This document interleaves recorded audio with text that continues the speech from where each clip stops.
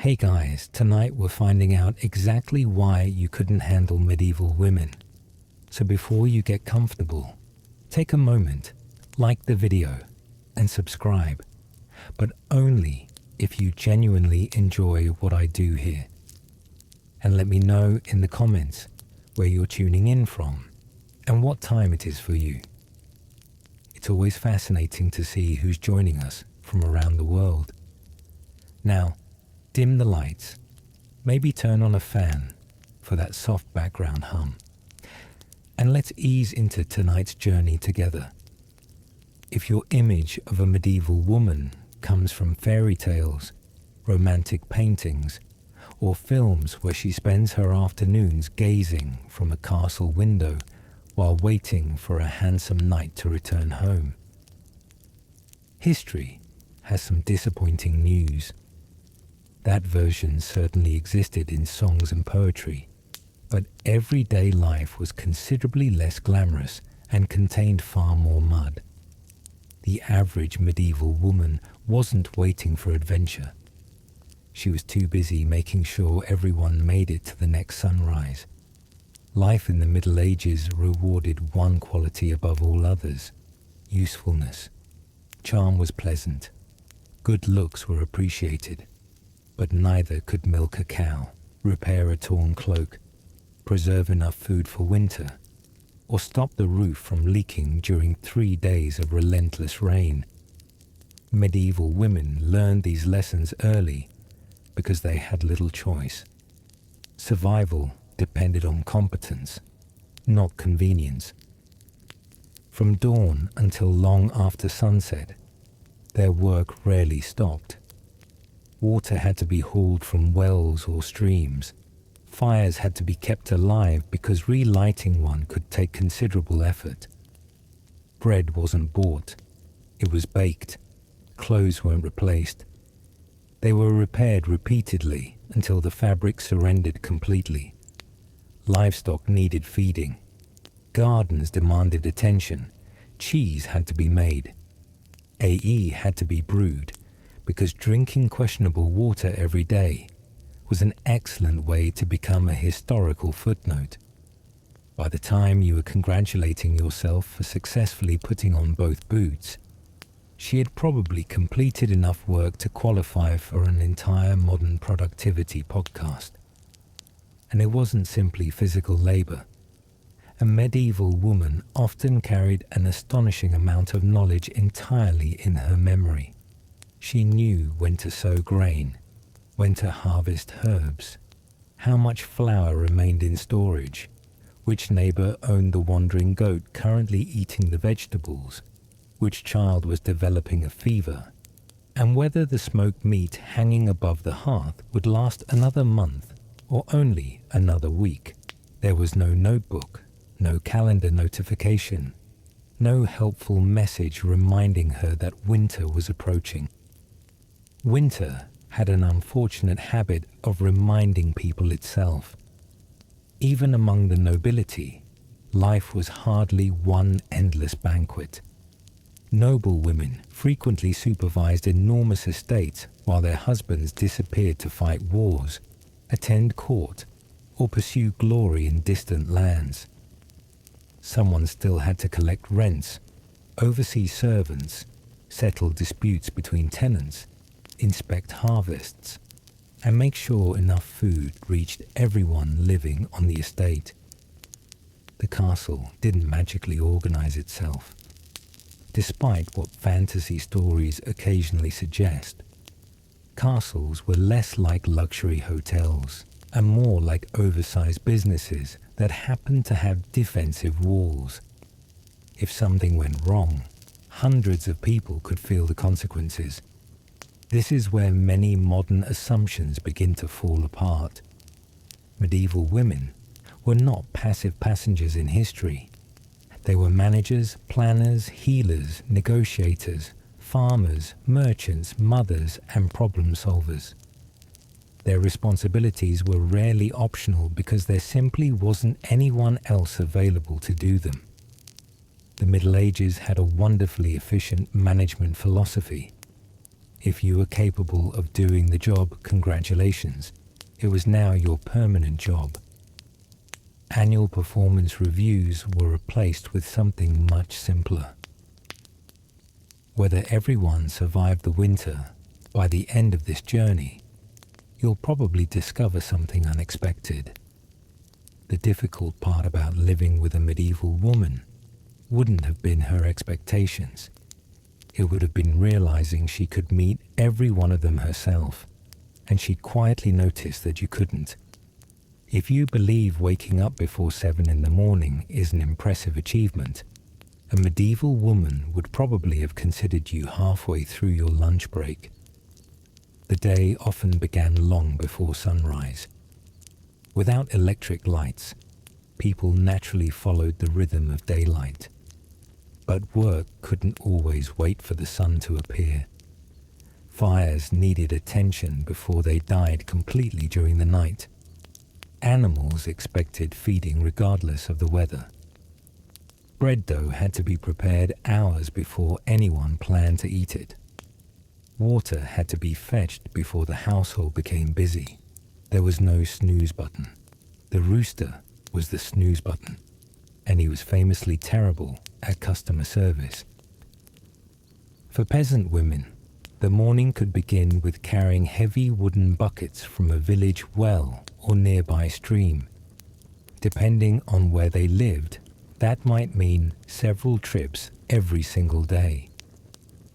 Water was needed for drinking, cooking, washing, brewing ale, feeding livestock, and cleaning.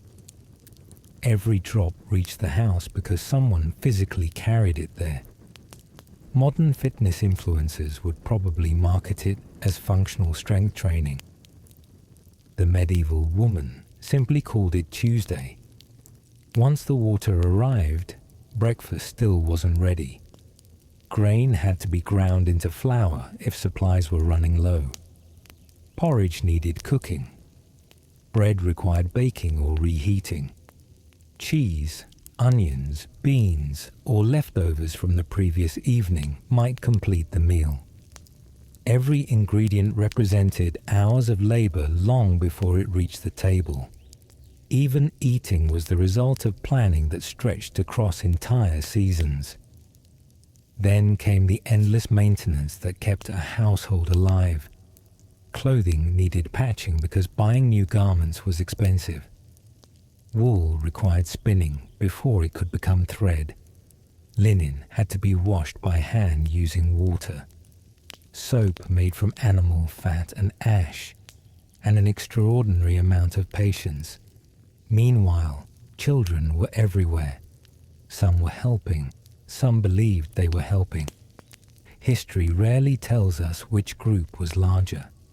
The work didn't stop inside the home.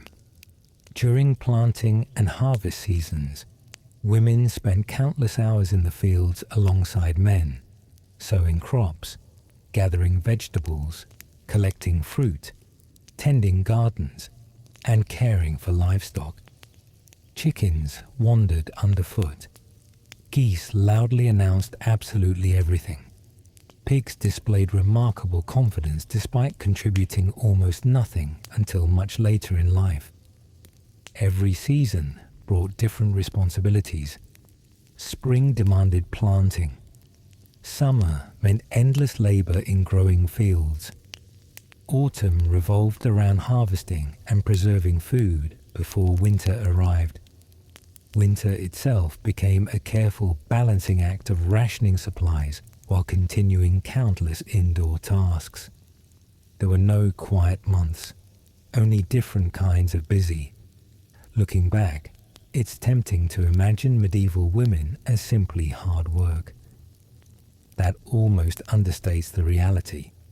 They weren't just hard work. They were the engines that kept medieval society running, often before everyone else had even finished waking up. One of the quickest ways to misunderstand the Middle Ages is to imagine the husband making every decision, while his wife quietly nodded in agreement somewhere in the background. Reality was considerably less convenient. the medieval household functioned less like a dictatorship and more like a business that desperately needed two capable managers.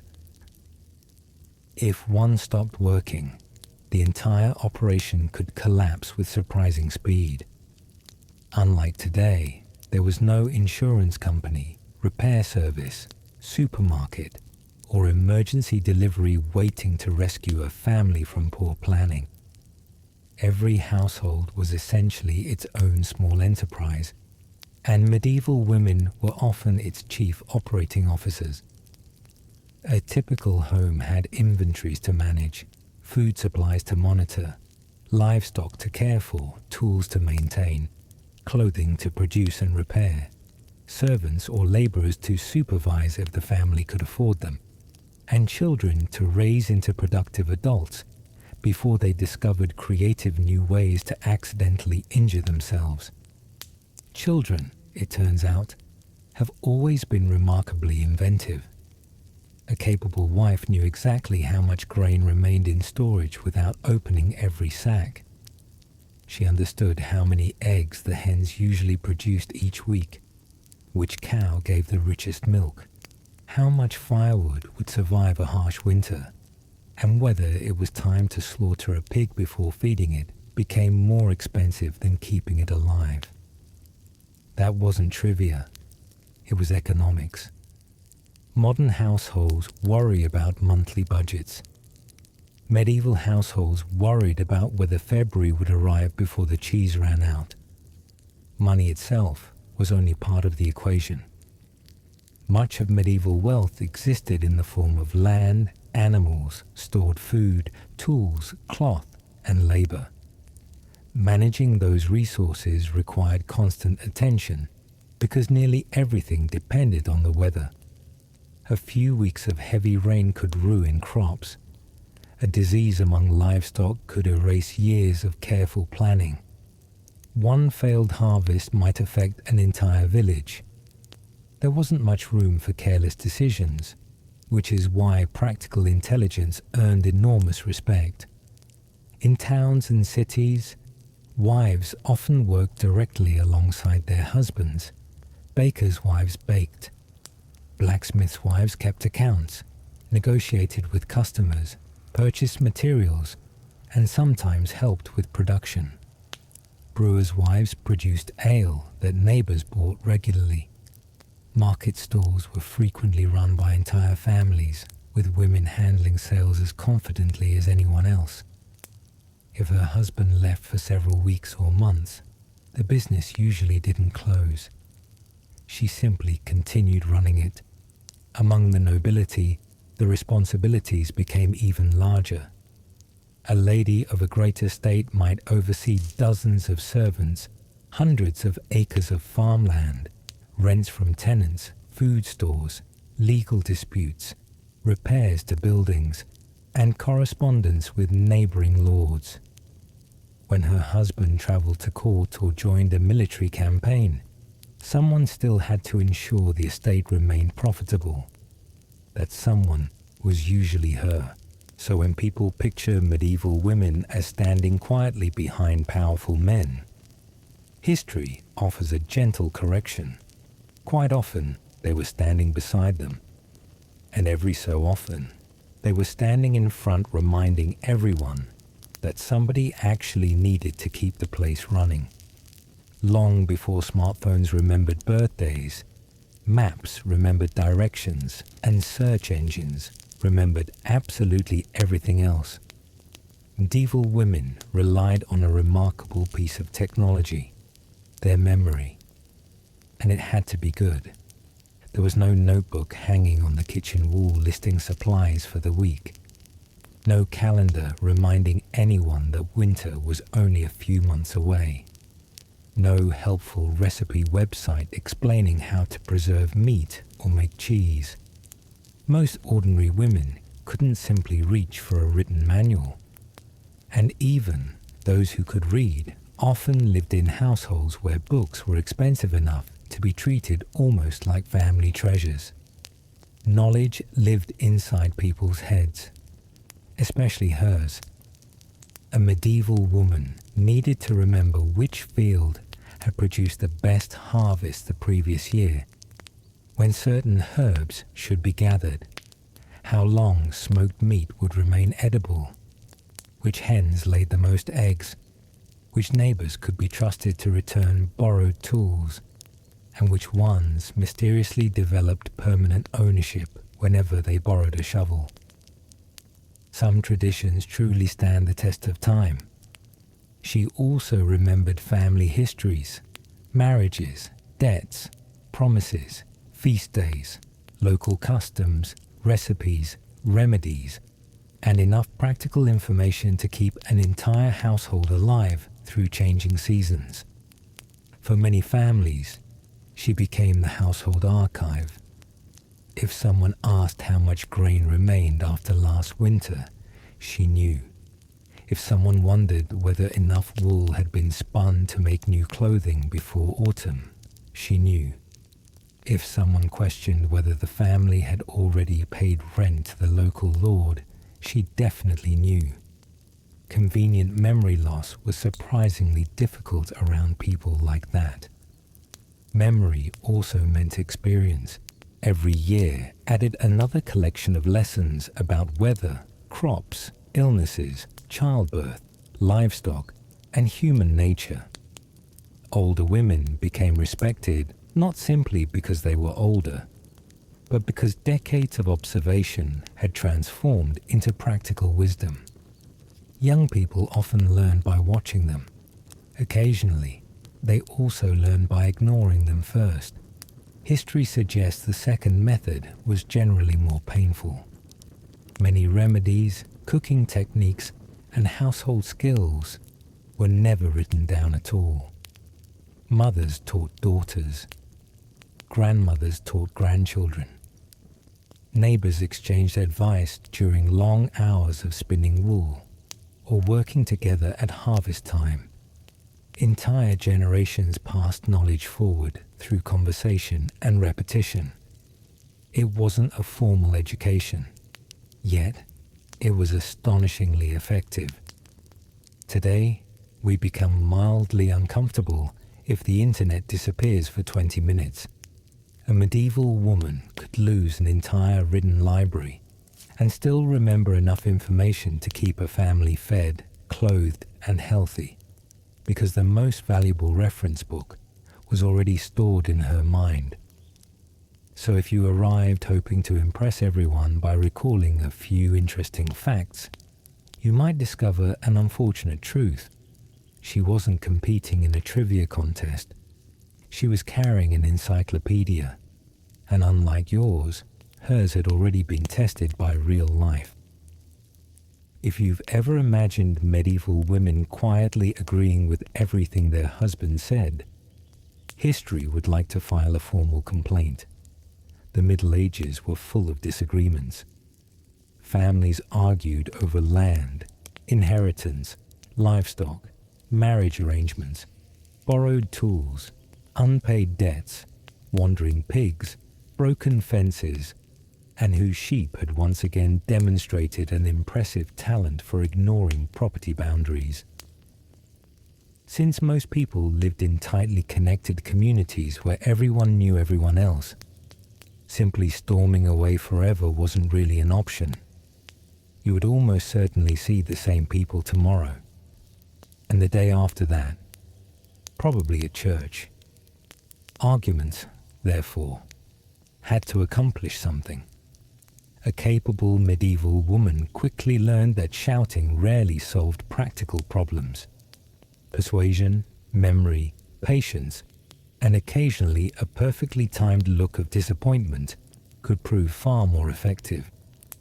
History never records the exact power of that look. Perhaps scribes were afraid to describe it. Many women became remarkably skilled negotiators because daily life demanded it.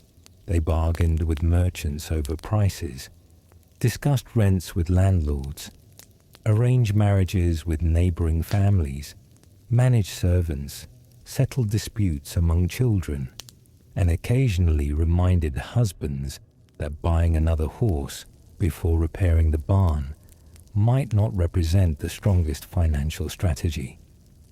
Medieval bookkeeping often happened entirely inside someone's head. Ignoring the person who remembered every expense was generally considered unwise. Within villages, reputation mattered almost as much as money. A family known for honesty found it easier to borrow equipment, receive help during harvest, or arrange favorable marriages. A family known for constant quarrels often discovered that neighbors suddenly became very busy whenever assistance was needed. Strangely enough, this remains one of history's more enduring traditions. Women played a huge role in protecting that reputation. Every conversation at the village well, every market visit, every church gathering quietly strengthened or weakened a family's standing within the community. Words carried surprising weight. Once spoken, they traveled faster than anyone on horseback. In noble households, diplomacy became even more important. Ladies welcomed important guests, oversaw feasts, maintained relationships with neighboring families, and helped preserve political alliances. A careless insult at dinner could create problems lasting years. A thoughtful conversation could prevent them entirely. Being gracious wasn't merely polite, it was practical politics.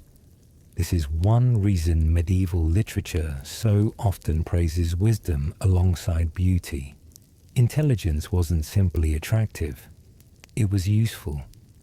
The woman who could calm a disagreement before it became a feud might save her family from years of unnecessary conflict.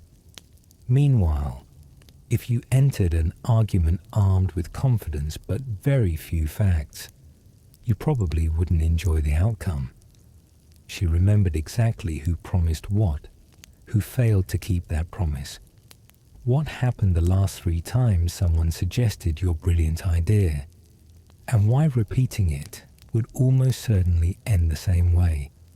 In other words, long before modern debates included screenshots and receipts, she already had both, only they were stored in her memory instead of her phone.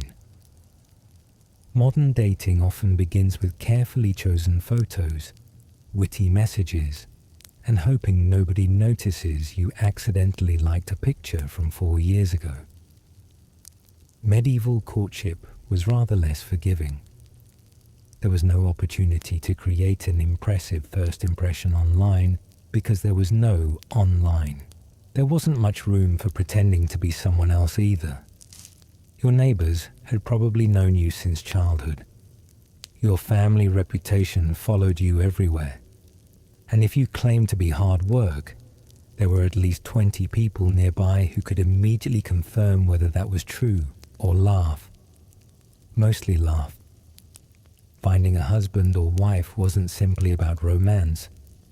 Marriage was one of the most important economic decisions a family could make. A poor match could mean financial hardship, damaged alliances, or years of unnecessary conflict. A good one could strengthen 2 households for generations. Naturally, medieval women paid attention. Far more attention than many men probably hoped. A young woman wasn't just looking at whether a man was charming. Charm was pleasant, but charm couldn't repair a collapsed stable or produce enough grain after a disappointing harvest. She wanted evidence that he was dependable, skilled, respected, and capable of supporting a household through difficult years. Could he work? Could he keep his word? Did other people trust him? Did he waste money? Did he spend every evening in the alehouse explaining why tomorrow would definitely be more productive? These questions mattered far more than whether he had an impressive smile. And as we slowly come to the end of this part, things begin to quiet down a little. The arena fades, the noise softens, and for a moment, everything feels still. If you made it this far, I hope your mind has started to drift just a bit. Maybe your thoughts are slower now, a little heavier, a little calmer. And if you're still awake, well, that's okay too. There's plenty more of this slow, strange history waiting ahead. So if you'd like to keep wandering through these stories with me, you can gently like the video and subscribe to the channel. No rush, of course. You can always do it later, or not at all. For now, just rest, and when you're ready, we'll continue.